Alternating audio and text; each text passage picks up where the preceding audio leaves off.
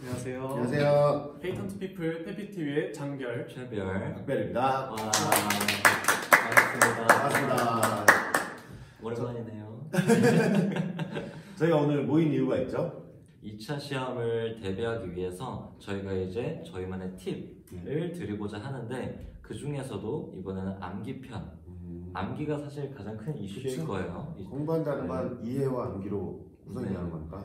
그래서 이제 그 암기, 저희만의 어떤 생각들을 얘기해 보고자 합니다. 네. 그러면 이제 1차랑 2차랑 네. 뭐가 다른지부터 이제 설명해 드려야겠죠? 벨리사 1차 제가 대답해도 되나요? 네. 진짜 제가 뭐 뺏은 건가요? 아니요. 벨리사 1차 시험 같은 경우에는 일단 객관식으로 구성이 되어 있고 네. 2차 시험은 논술형으로 구성되어 있다는 데서 큰 차이가 있죠.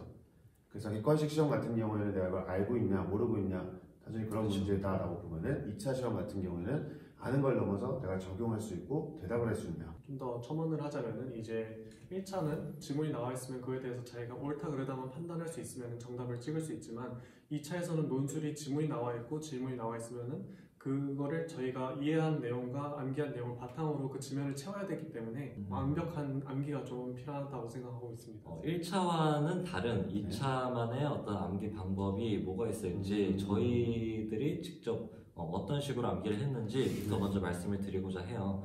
옛날 얘기네요. 꽤나 오래 전이지만 특별님은 혹시 어떤 식으로 암기를 하셨죠? 저 같은 경우에는 그 단순 암기를 책상에 앉아서는 좀 못하는 스타일이었어요. 좀 활발한 스타일이셨군요.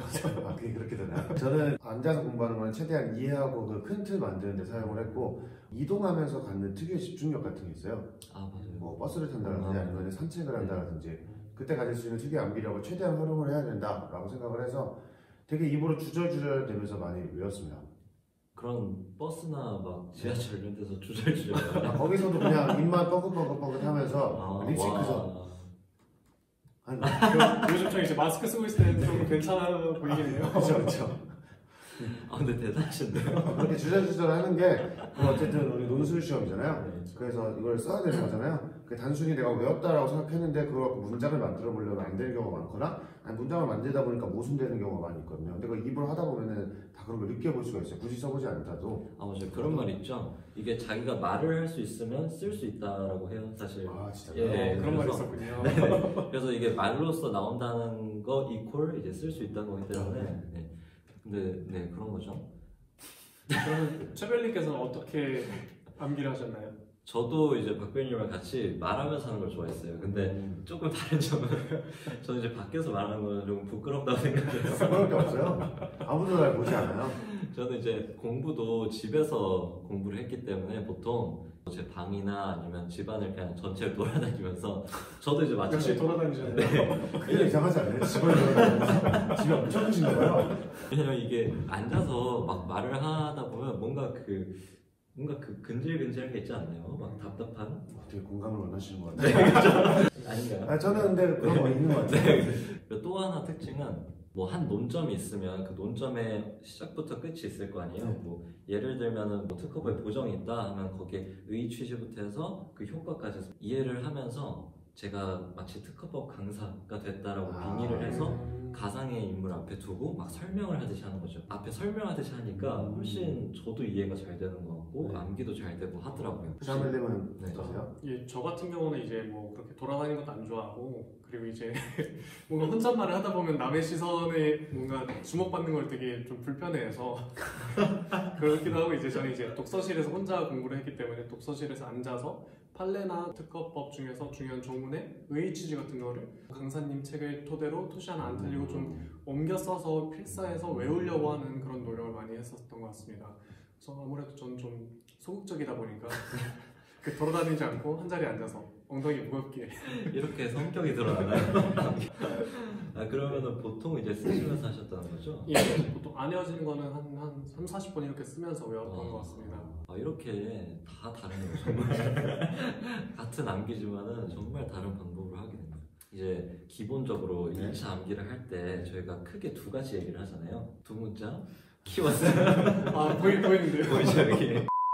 두 문자 혹시 뭔지 간단하게만 설명해 줄 수 있을까요? 두 문자라는 거는 쉽게 얘기하면 줄임말이죠. 그건 좀- 뻑가충. 옛날 줄임말 아닌가요? 외우고자 하는 어떤 문구라든지 어떤 법리적인 내용들의 중요한 단어들의 앞글자를 따서 머리 숫자를 쓴 거죠. 아 네.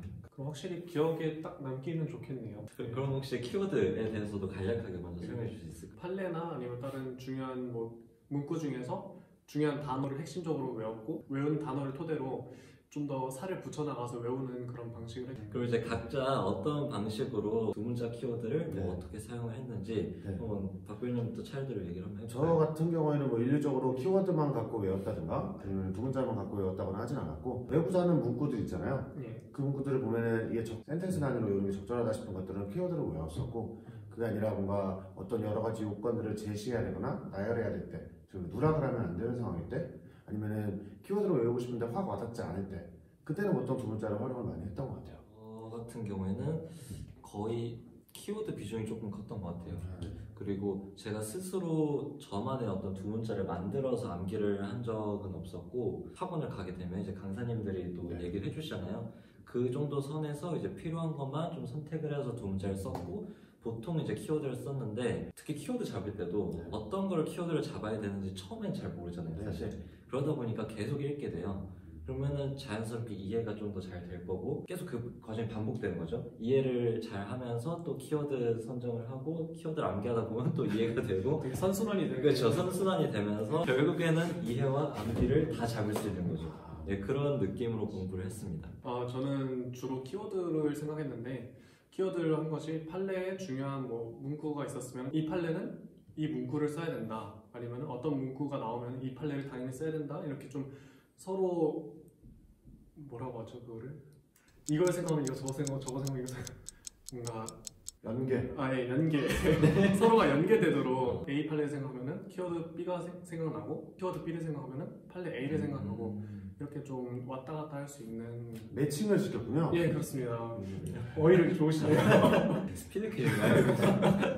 뭐 설명을 한번 맞추시나요? 이제 각각 저희의 그 암기 방법에 대해서 얘기를 해봤는데 네. 또 이게 객관적으로 좀 장단점이 존재를 하잖아요. 네네. 한번 그거에 대해서 이제 한번 얘기를 해볼까요? 뭐 두 문자의 큰 장점이 뭐가 있을까요? 두 자, 문자 아무래도 키워드랑 두 문자랑 비교를 하면은 두 문자가 장단이 확실하죠. 어떤 장점이 있나요? 네. 장점은 아무래도 처음에 그 외울 때 상대적으로 좀 수월하다라는 거. 어떻게 보면은 이해를 바탕으로 하지 않아도 할 수 있는 거잖아요. 그쵸, 사실. 반면 키워드는 이해를 안 하고 암기한다는 거는 좀 말이 안 되죠. 모순이죠. 그래서 어떻게 보면. 그 해당 과목에 능력이 어느 정도 올라가지 않으면은 상당히 시간이 많이 소요가 되죠. 속이 안 좋으신가요? 시간이 거죠. 편집자인가요? 생각하기에는 이제 박별님 말해주신 것처럼 두 문자는 외우기가 쉽다. 근데 단점은 그 내용이 기억이 안 날 수도 있다. 앞글자는 기억이 나는데 그 내용이 뭐였지 하면서 이렇게 하다 보면 시간이 지나가기 때문에 그 피 같은 시간을 그렇게 날려버릴 수는 없잖아요. 그래서 저 같은 경우는 키워드를 주로 썼는데 이제 장점은 키워드를 하면은 그 앞뒤 내용이 다 생각이 나고 좀 흐름이 기억이 나는데 단점은 암기가 좀 선행이 돼야 된다. 이해가 좀 결국에는 많이 필요하다라는 결국은 생각. 그거네요. 두 문자는 빠르게 갈 수 있지만 시험장에서의 어떤 그런 긴장과 예상치 못한 변수에 혹시나 확률적으로 휘청할 수 있다는 단점이 있는 거고 키워드는 조금 더디더라도 이제 이해를 바탕으로 한 암기이기 때문에 앞뒤상을 연계를 잘 해서 시험장에서도 이제 조금 더 수월하게 할 수 있지 않나 이런 느낌인 거네요. 저희가 방금 말씀드린 걸 바탕으로 이제 본인에 맞는 두 문자 키워드를 설정하셔서 암기를 하시면 좋을 것 같고 그리고 이제 저희만의 어떤 간단한 암기 팁이 있을까요? 암기하는 좋은 팁 중에 제가 생각하는 좋은 팁 중에 음.